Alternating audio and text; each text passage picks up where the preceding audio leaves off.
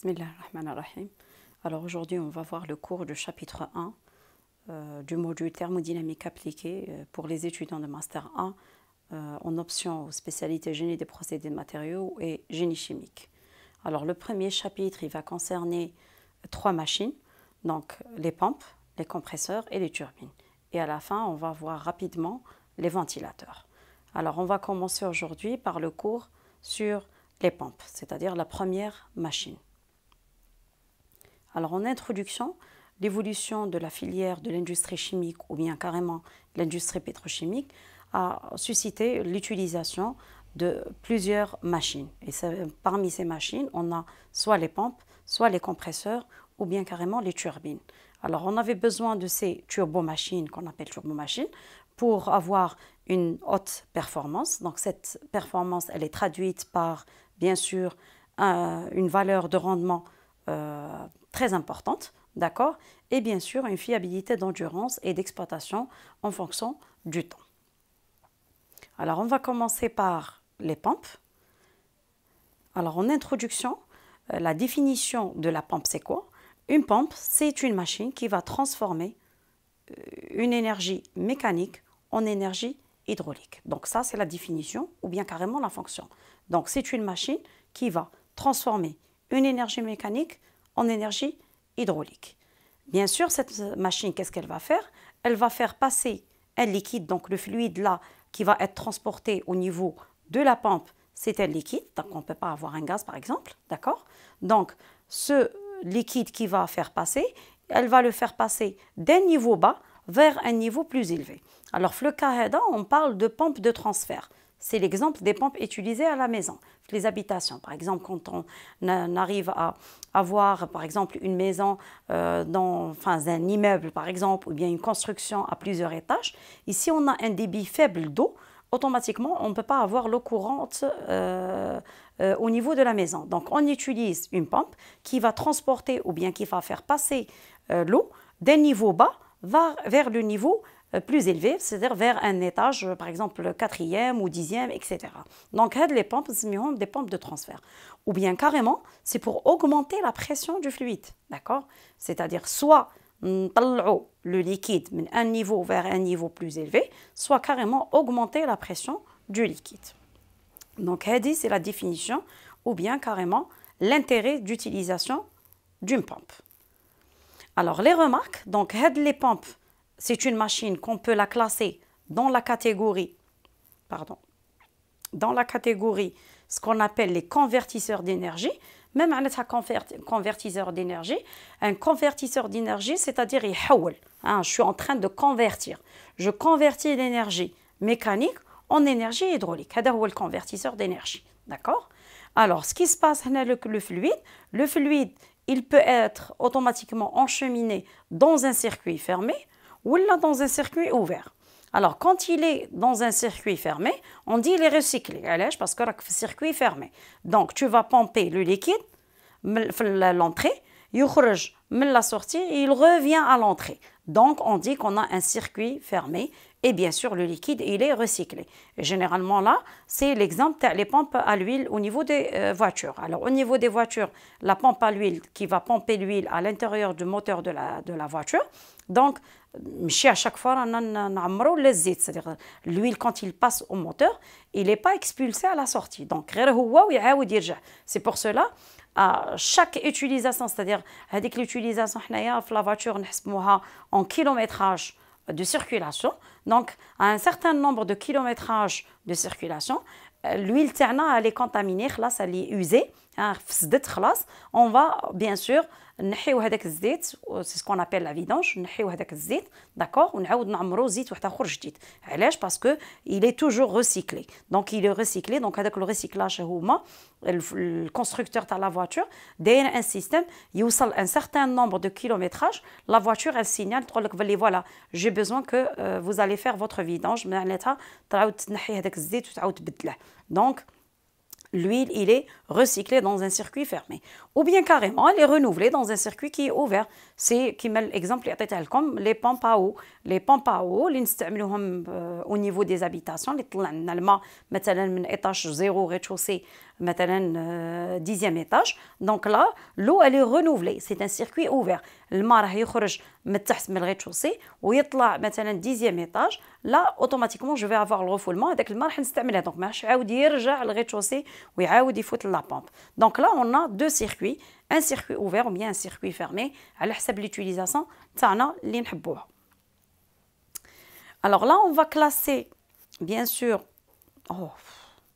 on va classer les pompes en deux grandes catégories. Alors, la catégorie qu'on appelle les pompes centrifuges. Oh mon Dieu, les pompes centrifuges, voilà. Les pompes centrifuges et les pompes volumétriques. Bien sûr, à l'hsab l'utilisation. Alors, celle dont le déplacement du liquide est obtenu en agissant sur la vitesse du liquide, les pompes centrifuges. Donc, on a une variation de vitesse du liquide. Donc, on les appelle des pompes centrifuges. Et celle où on a le déplacement du liquide, je vais avoir une variation de volume. Donc, automatiquement, je vais appeler des pompes volumétriques. Donc, كل وحدة ou l'utilisation, bien sûr, on va la voir par la suite dans les diapos. Donc, quand on parle de pompe centrifuge, j'ai une variation de vitesse du liquide. Et quand on a une pompe volumétrique, j'ai une variation du volume, bien sûr, de la pompe. Alors, on a le diapo donc les pompes, elles sont divisées en deux grandes catégories, les centrifuges et les volumétriques qu'on vient de dire. Ou les pompes centrifuges, on a aussi deux grandes catégories. On a les rotatifs ou on a les alternatifs. Alors, les rotatifs ou les alternatifs, c'est le mouvement du liquide. Donc, il y a le mouvement du liquide, il se fait d'une manière de rotation. Donc, on se met des pompes rotatives. Ou qui connaît le mouvement, la circulation du liquide, elle est alternative, on se met alternative. Ou les pompes volumétriques, on a plusieurs types. Alors, soit dans les centrifuges, les rotatifs ou l'alternatif ou les volumétriques, on trouve différents types de pompes à la les constructeurs. C'est-à-dire chaque constructeur de pompes, d'accord, il va faire une pompe adéquate à l'utilisation de n'importe quel domaine d'utilisation, soit pour l'industrie, soit au niveau des maisons ou là pour les particuliers. Alors remarque, l'utilisation d'un type de pompe ou un autre dépend des conditions d'écoulement du fluide. Bien sûr, la pompe il va dépendre des conditions d'écoulement du fluide. C'est tout à fait normal. Alors de manière générale, si on veut augmenter la pression d'un fluide, d'accord, on va utiliser les volumétriques. Et si on veut augmenter le débit, on va utiliser les pompes centrifuges, d'accord. Donc, c'est l'intérêt. Pour cela, j'ai dit tout à l'heure, il y a quelques secondes, j'ai dit, à l'intérêt, ce qu'on veut. Est-ce qu'on veut avoir une augmentation de pression, d'accord. Donc là, qu'est-ce que j'utilise? Automatiquement, je vais utiliser une pompe qui est volumétrique. On y a la pression, d'accord. Maintenant, si je veux augmenter le débit, qu'est-ce que je fais? J'ai tout simplement besoin d'utiliser une pompe centrifuge. Alors, dans le diapo, vous allez voir que on a un graphe qui va donner la delta P en fonction du débit. Alors, la delta P تمثل la différence de pression entre l'aspiration et le refoulement. On a la pompe تاعنا. Alors, l'entrée تاعها نسميوها l'aspiration, d'accord. هنا وين ما عندي l'aspiration, c'est-à-dire وين ما le liquide il va être aspiré à l'intérieur de la pompe. La sortie تاعها نسموها le refoulement. Ça, c'est la sortie du liquide, d'accord. Alors, bien sûr, quand on a l'aspiration, j'ai une certaine pression, d'accord, تاع liquide تاعي. مثلا نسميها P1, d'accord. La pression de refoulement ou bien de sortie, راح نسميها P2. La delta P هذه تمثل P2 moins P1. Maintenant, je veux aspirer un liquide à une pression 1 bar, je veux arriver à une pression de 10 bars. Donc, je vais dire 10 moins 1. Et là, j'ai une delta P de 9 bars, par exemple, si on a pris les pressions en bars. D'accord? Et là, le débit, c'est le débit volumétrique. Alors, le débit volumétrique, c'est un débit où l'unité تاعها مثلا في le graphe عطيناها لكم mètres cubes par heure. Là, bien sûr, les unités qui حبيتو نتوما. D'accord?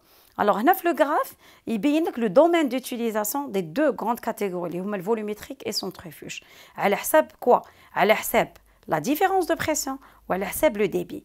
Alors, si on veut, tout à l'heure, on a dit les diapos, on a dit si on veut avoir augmentation de pression, j'utilise la pompe volumétrique. إذا حبيت نطلع la pression تاعي, j'utilise une pompe qui est volumétrique.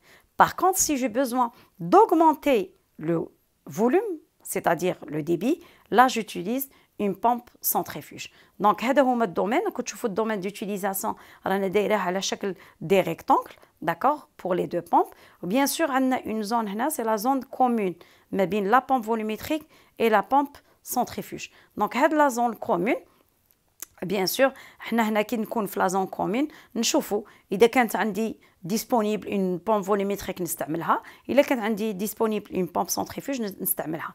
Mais si j'ai besoin d'une delta P qui est de 5-10 à la puissance مثلا 4, là bien sûr je vais partir à une pompe qui est volumétrique, d'accord. ما نقدرش نستعمل la pompe centrifuge. La pompe centrifuge j'ai pas dépassé les 10 bars, hein, delta P تاعي ما فاتتش les 10 bars. Par contre, si j'ai besoin d'un débit très élevé, là, bien sûr, j'en ai besoin d'aller vers une pompe centrifuge. Pourquoi? Parce que la pompe volumétrique, je vais arriver, ce n'est pas 0,1, c'est 10 bars. D'accord? C'est logique, hein, que tu vois, 0,1, 3 mètres cubes par heure, 5, 10 à la puissance mètres cubes par heure, donc c'est 10, ok? Donc là, je suis à 10 mètres cubes par heure. Donc, ça dépend de l'utilisation interne. Donc, on récapitule, si on a besoin d'élever la pression تاعنا, donc une delta P importante, une dépression importante, on utilise la pompe volumétrique. Si on a besoin d'un débit important, on utilise la pompe centrifuge. Alors, les pompes, on va commencer par les pompes volumétriques. Alors, les pompes volumétriques, elles sont aussi classées en deux catégories.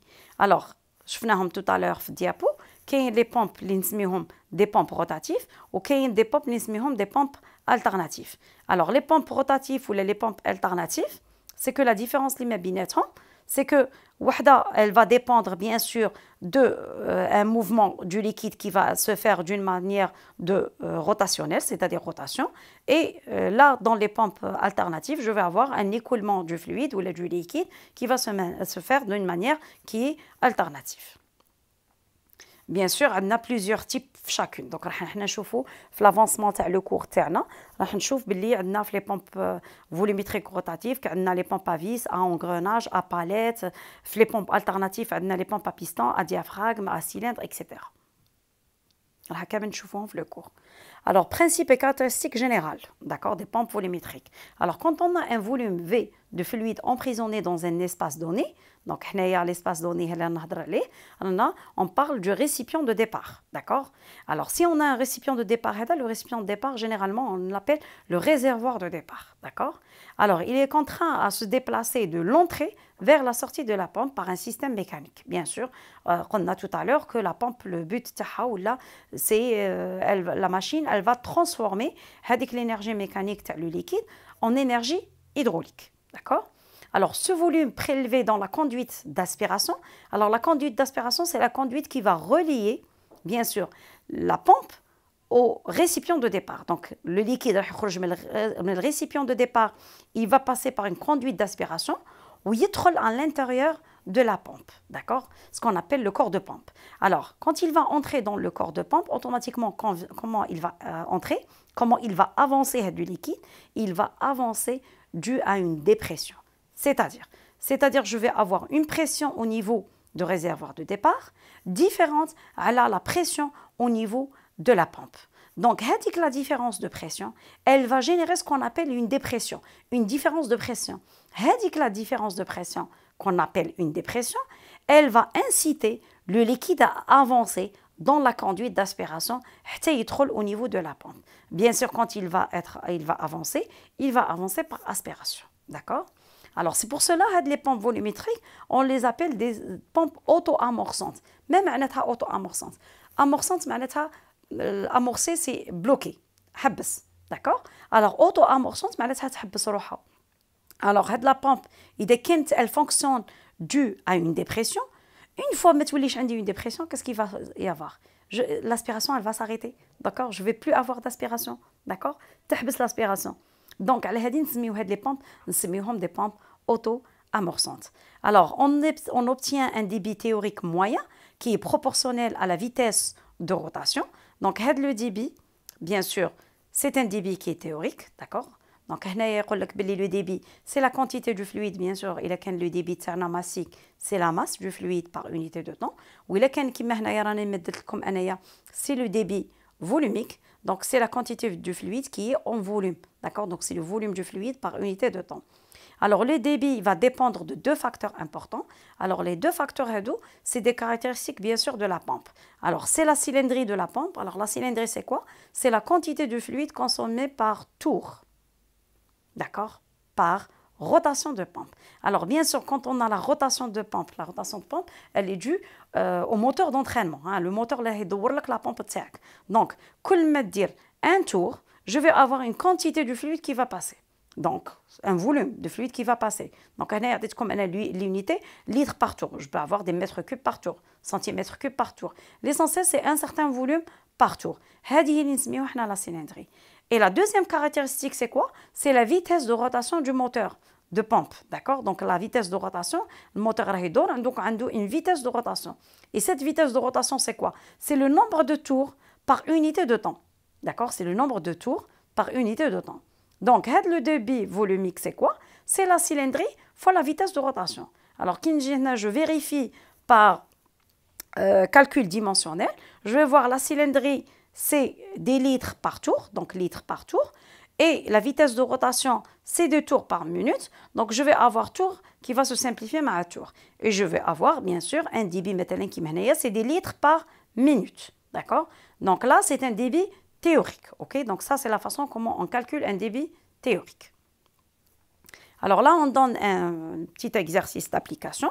Donc, il vous demande de calculer le débit d'un fluide en litres par minute, refoulé par une pompe ayant une cylindrie de 75 cm3 par tour et une vitesse de rotation de 1500 tours par minute.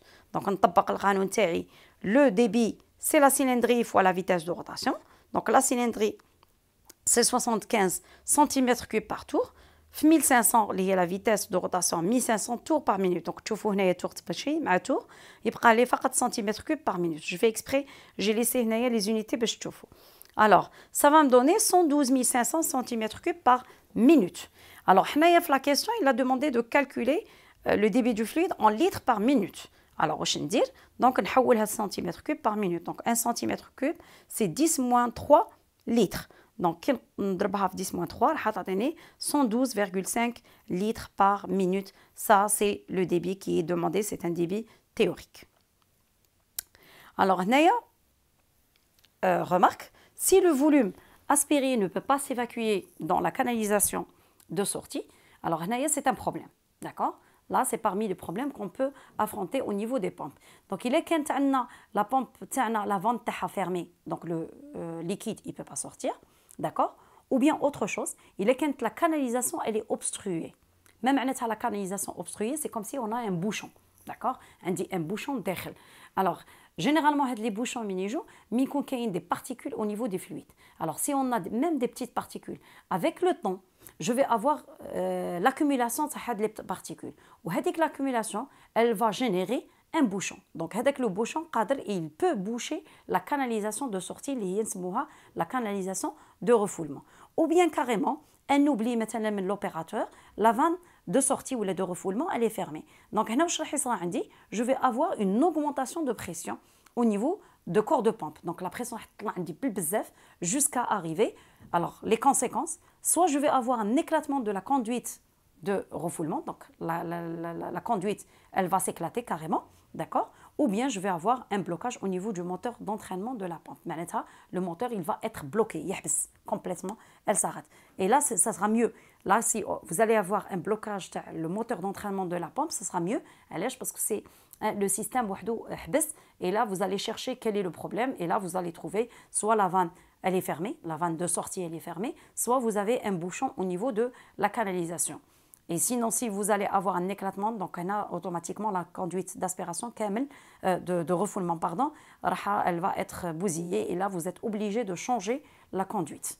Alors, c'est pour éviter le problème, qu'est-ce qu'on fait? Alors, on va installer ce qu'on appelle une soupape de sûreté ou une vanne de sécurité. Alors, la soupape ou la vanne, qu'est-ce qu'elle va faire? Bien sûr, c'est une vanne qui est régulée. Donc, qui chauffe la pression à une certaine pression, et ça, c'est la pression maximale. D'accord, la vanne, elle va s'ouvrir toute seule. D'accord, donc la vanne ou la soupape de sûreté, elle va s'ouvrir ou le liquide pour ne pas avoir, bien sûr, soit l'éclatement de la conduite ou là le blocage de moteur. Donc ça, c'est une solution généralement, les canalisations, on place ou là, on fait les usines une vanne de sûreté ou là, une soupape de sûreté. Alors, deuxième remarque, on a toutes les pompes volumétriques, bien sûr, nécessitent ce qu'on appelle des hauteurs manométriques totales plus élevées par rapport aux pompes centrifuges. Alors, la hauteur manométrique totale, on appelle la HMT. On va le cours de demain bien détaillé. D'accord? Qui le cours en présentiel, on va la voir en détail comment on calcule la HMT. Donc, si on compare les pompes volumétriques à les pompes centrifuges, les pompes volumétriques ont une HMT plus importante, plus élevée par rapport aux pompes centrifuges.